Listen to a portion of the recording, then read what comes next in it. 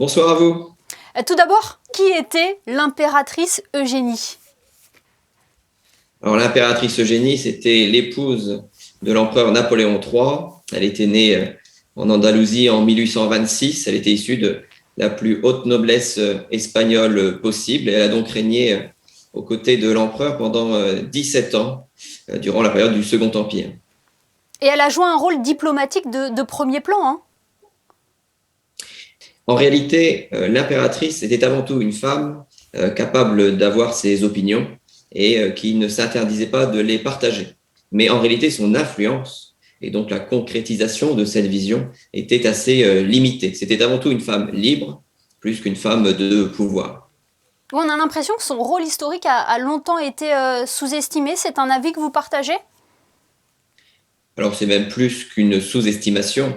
L'impératrice Eugénie a été pendant un siècle, au moins si ce n'est plus, victime d'une légende noire qui l'a assommée de calomnies et de caricatures, faisant d'elle une souveraine superficielle, sotte, hystérique, despotique, alors que tout de même, il n'est pas inutile, je pense, de rappeler que l'impératrice Eugénie est en France, encore à ce jour, la dernière femme à avoir exercé les fonctions de chef de l'État par 3 fois, en 1859, 65 et 70, et qu'elle a été une femme pendant 10 ans associée aux travaux des conseils des ministres, ce qui est assez rare pour une femme au 19e siècle. Alors vous l'avez dit, l'impératrice Eugénie sera à l'honneur à Monaco ce week-end à l'occasion d'un cycle de conférences auquel vous allez participer. Ce sont les différents aspects de sa vie qui vont y être abordés? Alors oui, tout à fait. L'après-midi de ce samedi 9 octobre est en réalité la première demi-journée d'un colloque, le premier colloque universitaire consacré uniquement et intégralement à la figure de l'impératrice Eugénie. Nous allons donc l'ouvrir ce samedi à l'Opéra de Monte-Carlo, et ensuite il y aura 2 autres demi-journées à Paris au lycée Henri IV. Et sur ces 3 demi-journées, nous allons en effet aborder toutes les caractéristiques de la vie riche et longue, puisqu'elle a tout de même vécu 94 ans, puisqu'elle n'est morte qu'en 1920, il y a seulement 100 ans. Et nous allons donc aborder tous ces aspects.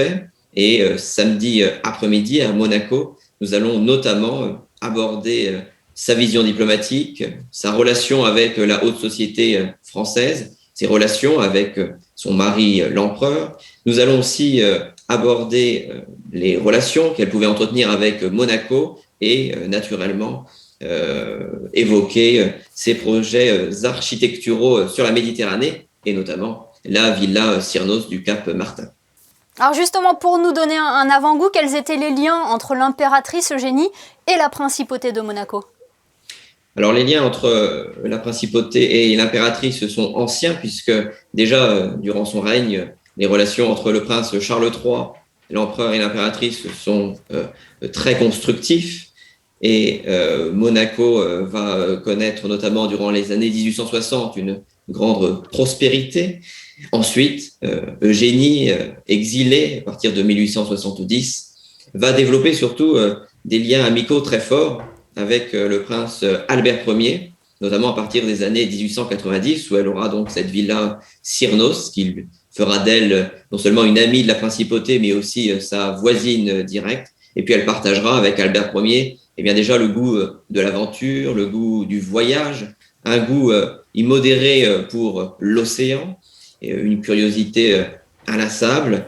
Et Albert Ier sera l'un des visiteurs les plus assidus de Cyrnos. Et il faut savoir que le prince Albert Ier, qui n'avait que très peu de goût pour les funérailles, pour les obsèques, eh bien s'était rendu aux obsèques de l'impératrice en Angleterre en 1920 pour témoigner de son amitié à l'impératrice Eugénie. Et je suis très reconnaissant et très heureux que le prince souverain ait accepté de commémorer ce samedi la figure de l'impératrice Eugénie comme voilà l'héritage d'une amitié qui se transmet dans la famille Grimaldi.